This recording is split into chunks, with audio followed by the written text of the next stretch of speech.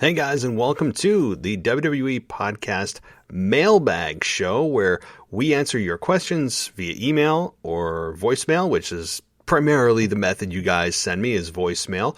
So that's what this is for. If you guys, by the way, want to join the voicemail fun and you hear something on here that you're like, I want to weigh in on that, no problem. Call us 518-952-0247. It's not manned. Okay, I always say that, but I want to make sure people don't think it's going to be awkward. I don't answer. Okay, there's nobody that answers. I don't even get a ring. I just get, all of a sudden I got another voicemail. That's the only thing I get. So call us 518-952-0247. So with all that being said, guys, boy, we got quite a few voicemails to get through tonight. So let's get it started right now. Hey, it's the Waz. Hey, man, just calling to respond for my last a voicemail that you responded to. I may end up sending another voicemail in after SmackDown and Raw that's coming up. But I just wanted to clarify, I don't think you're racist. I never thought that from the beginning. I just wanted to make sure that, maybe that it was getting looked at in the correct way or however or whatever. And I didn't mean to get you all riled up. That was definitely not my point. Just like I said, just to clarify, I don't think you're racist. I do agree with some of the stuff you said. But I also still stand by the idea that I don't understand or get all the references from other cultures all the time. And that's all I was trying to really get.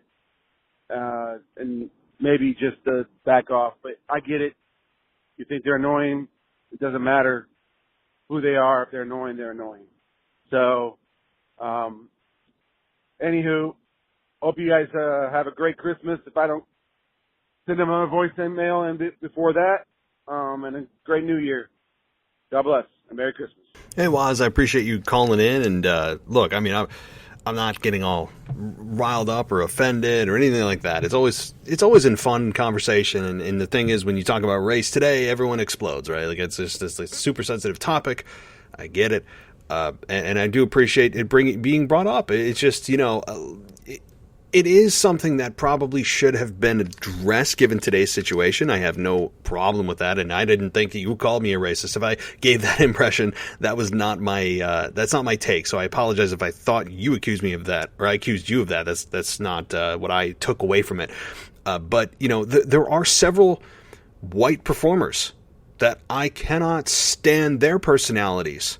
Many: Miz, Morrison, Otis, Dolph Ziggler to an extent, right? Like, I could name off as many white performers as I dislike African-American black performers. Like, it's just, again, I didn't look at it as a cultural, this is what, African-American people are always like, and I don't understand the culture, so I don't like them, but I should be educated. I get the argument, so I think we'll kind of shoot it dead here and move on. But thank you, Waz. I appreciate the feedback, and I appreciate the call. And anytime, feel free to call. And also, Merry Christmas to you and your family as well. So, okay, let's get to the next voicemail. Hey, man, it's Justin from Maryland. Just got 2 quick points for you. The first is Roman Reigns and his next opponent. Who do you want to see him face? I saw reports about Daniel Bryan. I feel like that would be a good match. There aren't really many opponents for him right now, so I think it will either be Daniel Bryan or Goldberg, unfortunately, at the Royal Rumble. I mean, he's going to win regardless. But just want to know who you want him to see facing that. And the second is The Fiend. Where do you think he goes from here? We didn't see Bliss, and The Fiend didn't win. So just want to know, where do you think he should go from here? I honestly want to see him win. I like to see him win matches, when he's here, because, he's very special. But, I don't know what they're going to do with him now. Hopefully he does come back, as a different, maybe a more darker character than he was before. But That's it, man. Thanks for the call, and I'm looking forward to your response. Hey, Justin, thanks for calling in. I believe you're a first-time caller. If you're not, I apologize, but thank you so much, and hope you're doing well. I think for Roman Reigns, you're on to something there with Daniel Bryan and or The Fiend. I think Kevin Owens is probably done. I hope he's not. I hope that maybe he showed management that he has more in him than just kind of being the guy that can pop in the main event and put on a good match and leave, and that he's actually a consistent main eventer. I think that's the message. That's the message I received, and I hope they received it loud and clear and maybe threw a wrench into their plans. But assuming it didn't, and they stay the status quo, and Kevin Owens goes back into obscurity or doing a KO show, or it's unfortunate because I love his character. I think you're right. It's Daniel Bryan and or Goldberg. I think those are the two that are up next to bat against Roman Reigns. Goldberg made it very clear on the bump. Roman Reigns, you're next. And they never got to have the match at WrestleMania with COVID and everything else going on last year, and Roman choosing his family's health over WrestleMania, and respect that, and no problem with that. People are angry about it. I'm not. I have nothing against that. But I think it is Daniel Bryan and or Goldberg. I don't know which one. We will probably get a clue maybe this coming Friday on SmackDown. I know it's a Christmas edition. It literally falls on Christmas Day, and I don't always have high expectations for Christmas Day wrestling in terms of progressions and storylines. I find it usually very hokey and really non-progressive. But we'll see. I think you're right, though. I hate to have a boring answer on that, but I don't have anybody else in mind that he could really go toe-to-toe with right now until possibly, The Rock comes back to face Roman, or Drew McIntyre wins the Rumble and chooses to face Roman Reigns. But the thing is, well, if he's champion, how is he in the Rumble? So maybe he'd have to lose the belt before Royal Rumble. There's a lot of possibilities here, but I'm thinking a little bit down the line. Your second question about The Fiend. It's a damn good one, because I don't know where you go beyond lighting somebody on fire. I said the only thing you can do is put a gun to the guy's head and pull the trigger. I mean, that is essentially where they've gone now. You've gone into the realm of not even believability to just like, it's like pro wrestling's pro wrestling. Like, you've gone to that deeper dimension of believability that most of us aren't even capable of achieving, because we shouldn't have to. But in WWE land, I think that they will and should do something with The Fiend. Now, you say a darker version, and I said that too, and I don't know, it was my TLC review show. But The Fiend is already super dark. How can you go darker? The Botch guy, who I did a TLC review with, a really great one, by the way, check it out, he alluded to possibly a burned mask, right? Maybe.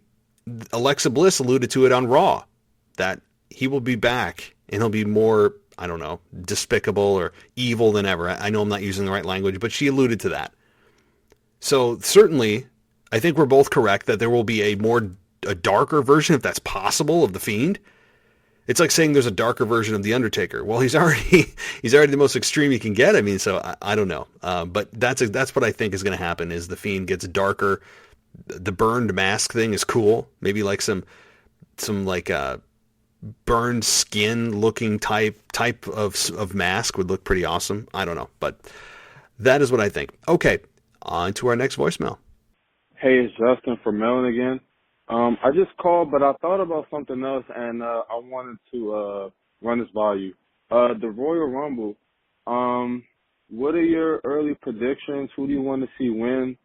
For the men's side, I thought it was going to be Big E, but now it seems that he's going to be the Intercontinental Champion going into WrestleMania.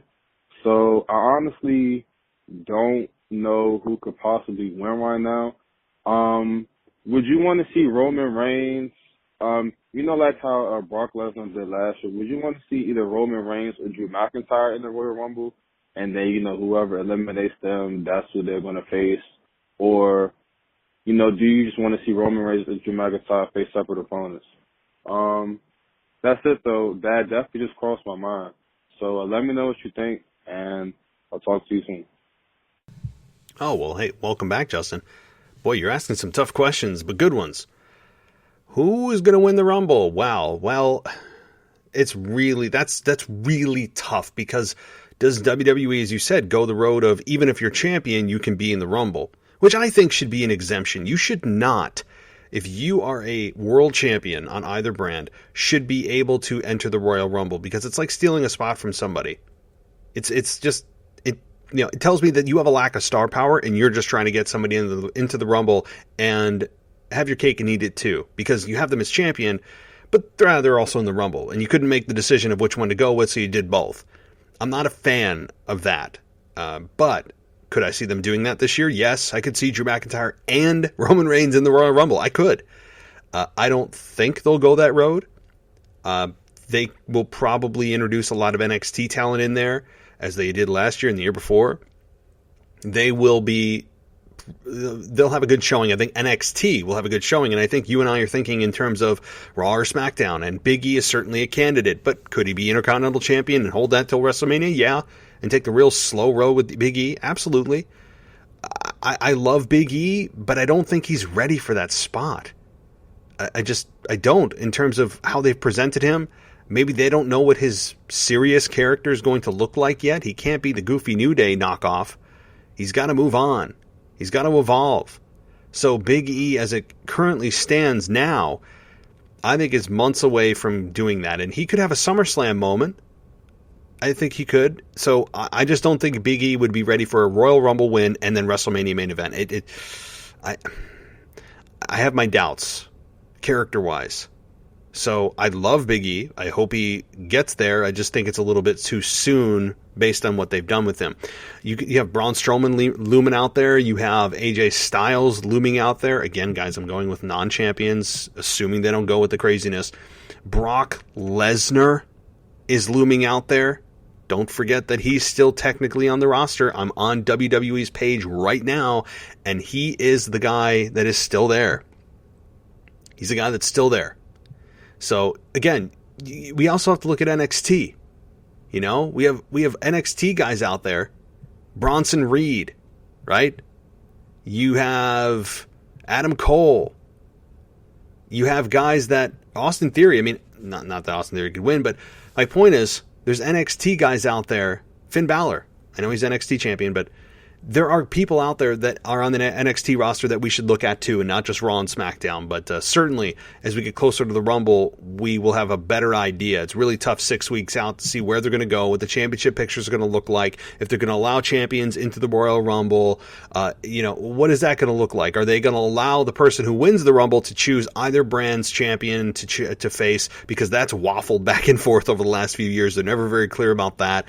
But that's tough. One thing you know for certain, somehow they will allow people who have been eliminated from the Rumble to then go in and throw somebody out of the Rumble, cost them their opportunity, and somehow that's legal.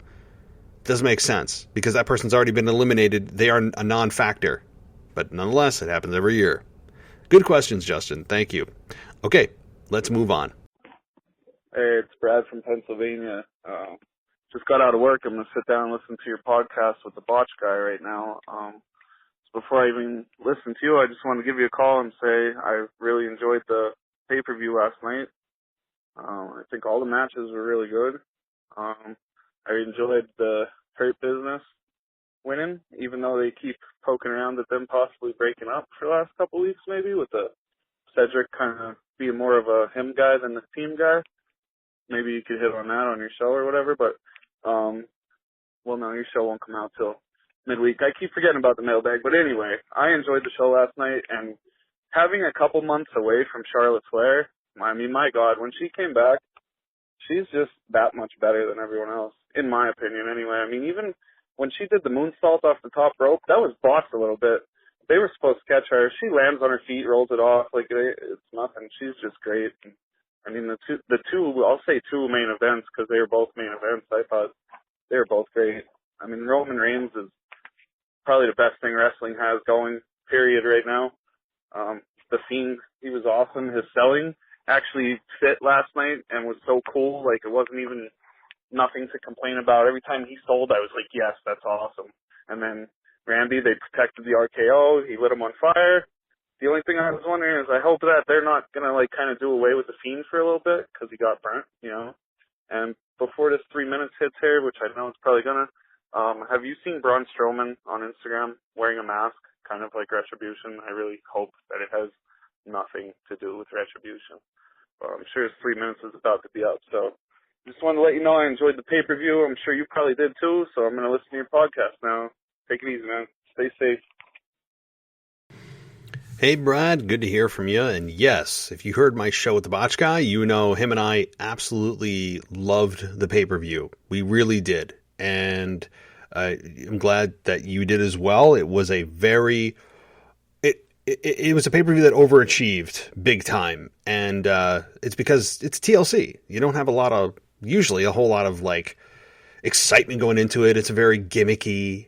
I'm glad that they didn't do a tables match, a chairs match, a ladders match, and then do a TLC match, all three. I'm really glad that they didn't do that. And then the TLC stipulation was only applied to the main events. That really helped. And as you said, the wrestling, I mean, you guys can hear my full review with the Botch Guy on the feed. But so Charlotte Flair returning. She just is head and shoulders above so many talent. She just is. And she looks leaner. She looks refreshed. 6 months away from Charlotte was a blessing because I remember saying leading up to Charlotte's departure in June, can we please move on from Charlotte in every segment for every championship that the women have available, please? And what happens when she returns? Immediately wins the championship. I mean, like immediately. They didn't even wait. But it felt still fresh because 6 months away did so much for the fans, so much for her. I'm questioning her babyface role, how long that lasts. I still don't believe that she is a natural babyface. She still feels forced. I don't like her in that role, but she's still so good that, I'm willing to kind of take it and see how it goes. But I don't think it's a long-term solution for Charlotte. It's certainly not. I think this is very temporary. We all see the turn coming on Asuka. She's the only person that can really contend for the Raw Women's Championship that's credible right now. So that I think is going to happen sooner than later, probably near Rumble or at Rumble, somewhere around that time. And yeah, she is. I mean, the moonsault you're talking about, she did. She basically did a backflip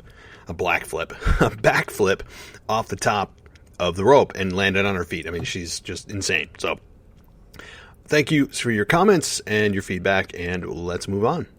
Hi, Matt. It's Devin again from Australia. Just watched TLC, and I enjoyed it too. I am so happy that the Hurt Business got over and are the champions.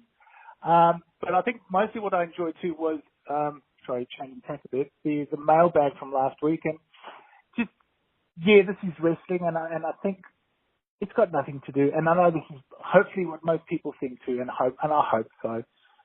It's got nothing to do about where the person's from, how they look, or their skin color. What we can't stand about the person isn't the person themselves, it's the character. And I love watching the Street Profits perform in the ring, but I don't really enjoy their promos. I don't enjoy Matt Riddle's promos. I think they make me feel dumb, but I love watching him in the ring because, man, he brings it. So I think, I think people who make comments about that it's racist or that, I think it's a lazy cop out. But anyway, we hear about wrestling, and I also just wanted to shout out to the casual wrestling fan because he summed it up so beautifully. It actually made me feel a little bit teary. I'll be honest, but we can have differences of opinions and we don't hate on each other. It's not just for America, that's for the world. It's Christmas, and not just because it's Christmas. Every day we can have our disagreements and not agree on everything, but we can still shake hands and be civil. And I don't know, I just, Mr. Casual Wrestling fan, big hug from me, man, big hug from me. I just also wanted to ask a question about, is Samoa Joe retired or is he still injured? I would love to see him be part of maybe Roman Reigns' family. Maybe he can be the second in charge, but I don't know. What's your thoughts? I'm not really sure what's going on with Samoa Joe. And other than that, I just want to wish everyone a Merry Christmas and a safe Christmas. Everyone who calls in on the voicemails, I love it. To the two Kyles, to the man in Switzerland, to the guy in the Philippines and the guy in Israel. and everyone across America who calls in too. I enjoy everyone's calls. So I just wish you all a safe and Merry Christmas. And look forward to chatting more. Love you all. Bye. Hey, Devin, thanks for calling in, and your comments are appreciated. I'm glad that you want to give a shout out to the casual wrestling fan. I agree. You know, he said it perfectly about we can have differences of opinion and we don't have to want to kill one another. But unfortunately, we are in the minority of today. I think with all the insanity going on in the world that, you know, if you have a difference of opinion, particularly politically, I mean, you're the absolute worst human being on earth. I mean, you are the Antichrist in the eyes of that other person if you disagree politically, Republicans, Democrats, things like that. I mean, it's insane. But you're right. Casual wrestling fans, shout out to you, man. This is exactly what it is. And you are right, too, Devin, that this is not about skin color. It's about character. In-ring, awesome, right? It's about character. I wouldn't care if the guy's green. I don't like the way the Street Profits deliver promos and act backstage. The skin color's irrelevant. I look at character. Of course, I know they're black. I'm not going to say I'm colorblind like a lot of people do. I just look at character. Does it engage me? Does it annoy me? Does it make me want to scream? Does it make me cheer? I'm all about emotions because that's what drives us as human beings and what drives money into WWE is emotion. You're not emotionally connected, forget it. It's over. And the Street Profits don't care about skin color. Drive me up a wall in terms of personality. In ring, they're brilliant, right? So, I mean, and you know what? Looking back, and I don't think that I was being accused of being racist. I just think that it was the point trying to be made that, you know, potentially this is, you know, maybe some of the black culture that you don't really understand because you're not part of it, right? I mean, I don't know. I don't want to get back into it or stir up old voicemails, but look, guys, we all can agree that wrestling is a time and place that we can all just kind of let this all go, right? Like, we don't need to be discussing race if it's not absolutely necessary because it just takes us out of wrestling. It takes us out of what we're here to talk about. So thank you, everybody, for the feedback. I think I'm pretty clear on where I stand, and I appreciate everyone's feedback, being respectful. Everyone's been respectful, right? Waz, you've been respectful. Casual wrestling fan, you've been respectful. Devin, you've been respectful. Everybody, let's just all get along and sing Kumbaya by the fire, which is, probably what would be best for everyone right now. So your question about Samoa Joe, though, it's an interesting one that actually crossed my mind. From what I understand, Samoa Joe's no longer injured. And WWE enjoys him on commentary. I think he's fine on commentary. He's okay. I don't know. I'm not as big on commentary as a lot of people are on Samoa Joe on commentary.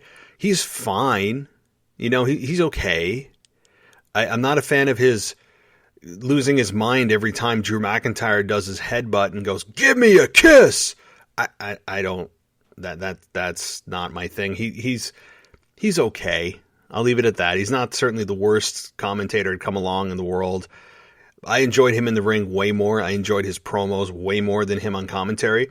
So if he were to join Roman Reigns and be like his, like you said, second in charge, be his lieutenant, so to speak, I'd be on board for that. I think Samoa Joe has some gas left in the tank, and I do miss him in the ring. Are there any plans to bring him back? None that I've heard, but that doesn't mean it can't happen. I'd love to see it happen, but do they find more value in him at the booth, or do they think they have more value in him being an in-ring competitor? It's not my decision. It's not yours. It comes down to VKM, Vincent Kennedy McMahon. So we'll have to see. Thank you for the question, and I'll talk to you soon. Let's get to the next one. Hey, it's Kyle from Baltimore, Maryland. I want to talk about the situation with Drew McIntyre as WWE champion. To me, I don't think he's been put in the best situation with the pandemic, not of winning the championship during the pandemic with no fans. And Roman Reigns is doing the best work in WWE right now. And I feel like that, just is the main problem. What's going on with Raw because of Drew McIntyre's champion, because this is not the working. Roman Reigns has been doing some good work. But what do you think about that? Bye. Hey, Kyle.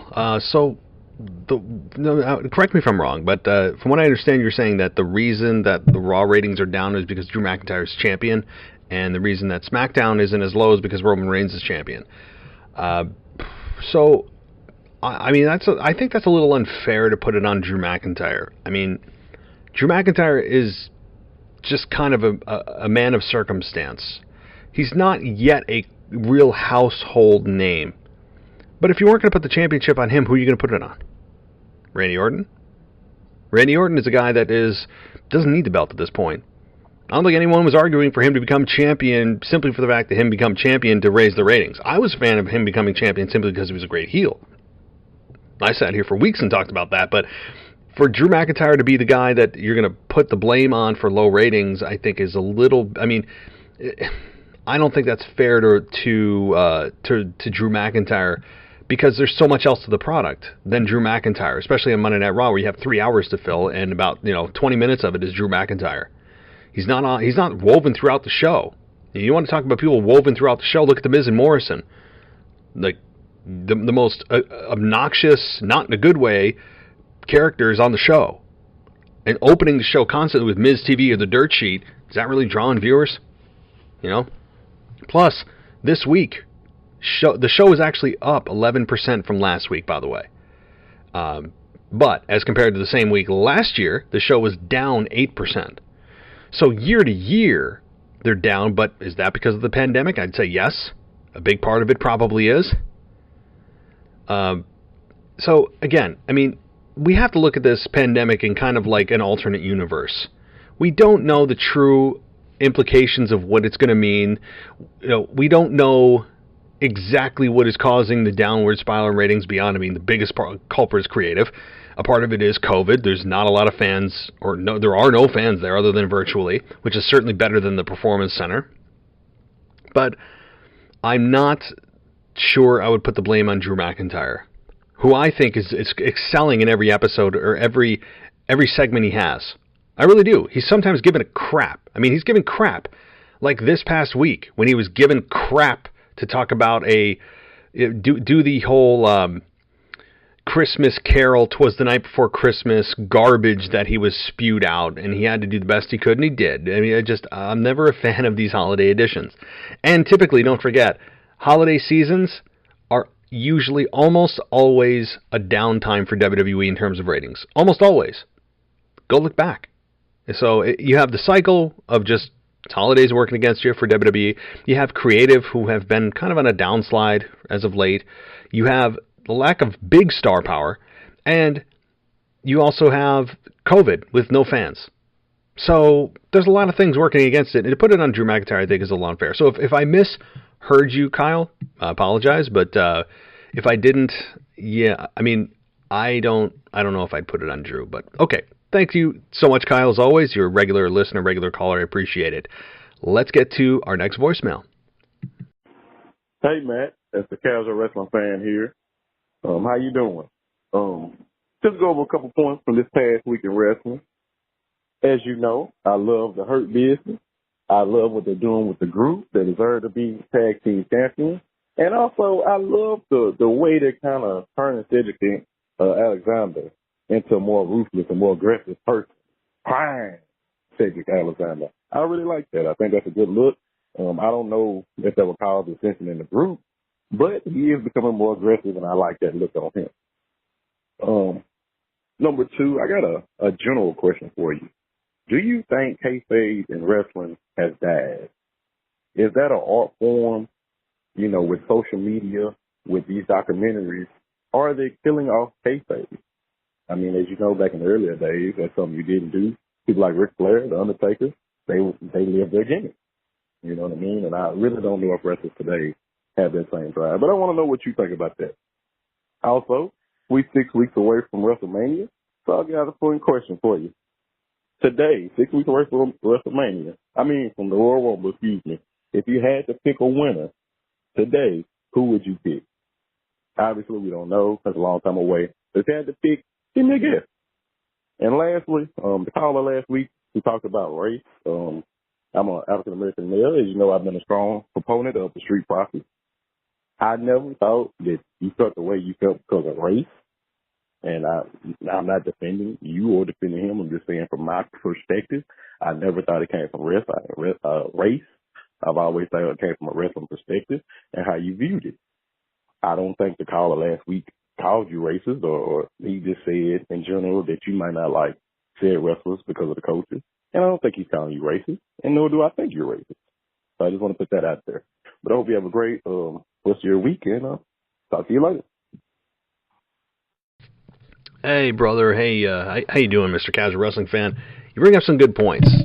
So first of all, thank you for the comments about the race. I mean, I didn't want it to come off racist. I've addressed that several times throughout this podcast or throughout this show with my mailbag, so I won't go into it too much more, but it's appreciated, and I'm glad we can have a civil conversation about this in 2020. It's almost unheard of. To your wrestling questions, more importantly, kayfabe. Let me address that first. Kayfabe died a long time ago. And even the little bit that was left, like with The Undertaker, he just took that out to the pasture as well, with him doing a documentary, going on how many podcasts now, doing WWE Network specials. That part of it's even gone, which, you know what, like, I've kind of come to terms with the fact that kayfabe's dead. And we're living in a post-kayfabe world of wrestling. Kayfabe does not exist. A lot of it is due to social media. Because you see people in the ring that are apparently rivals and want to tear each other's faces off, who are then out kissing and hugging and doing, like TikTok dances the next night. I mean, social media is an absolute kayfabe crusher. Whatever's left, it has been buried. So kayfabe is dead, yes. Shelton Benjamin and Cedric Alexander being super aggressive, especially Cedric. I enjoyed that. I really did. I don't think I brought that up enough or made it a strong enough point. You're right. Shelton Benjamin at 45 years old to be able to do what he does and still stay in the same shape, relatively, that he's been in his entire career is magnificent. It's really striking and admirable. But Cedric Alexander, the younger of the two, up and coming, teasing a little bit of dissension, that he's more about himself. I hope they have no plans to break up the Hurt Business. I think they're just getting started.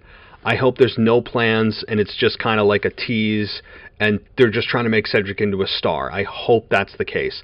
These two as tag team champions is awesome. I love what's happening here with the Hurt Business. They are overachieving on every level. MVP, Bobby Lashley, even with his awkward promos, he plays his part as the muscle very well. And Shelton and Cedric, who you thought were just going to kind of be the wingmen hanging onto the coattails of MVP and Bobby Lashley, are really coming into their own. Cedric Alexander on the mic this past week, really enjoyed it. And I want to see more of that from Cedric. I just hope it's not an end game of leaving and breaking up this group. I think that's a very poor decision right now. So I agree.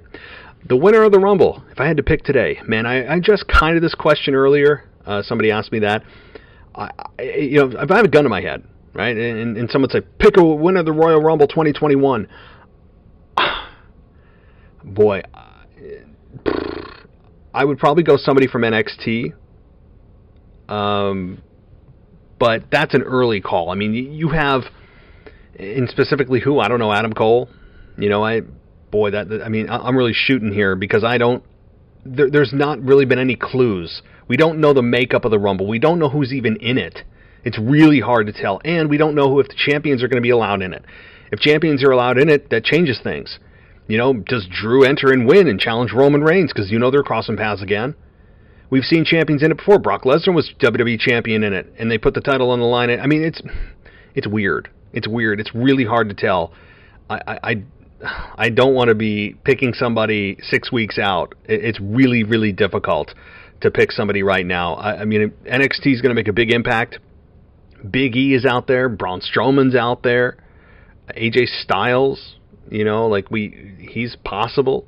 But again, boy, ask me again in a few weeks. This is a really tough question. So, alrighty, everybody. Thank you so much for listening. Again, feel free to call in or email us your question at realwwepodcast@gmail.com. And I hope everyone enjoys their Christmas Eve, Christmas Day, if you're celebrating.